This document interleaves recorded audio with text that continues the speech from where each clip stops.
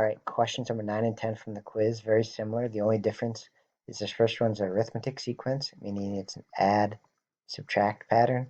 Second one is geometric, meaning it is a multiply or divide pattern.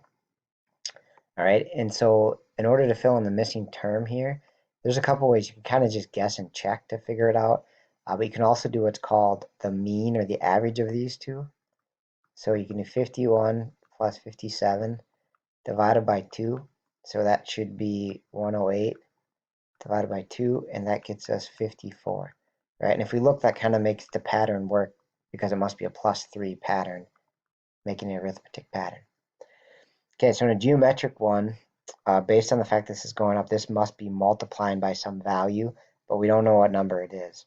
Right? So the way you can figure it out is to do what's called the geometric mean, which multiplies the two numbers, so 21 and 189, and then takes the square root of that, and that'll get you the number that goes in the middle, which is 63. So if we put 63 in here, then it must be, looks like be a times 3 pattern to make it work out right. So our answers here are 54, 63. All right, hope that helps.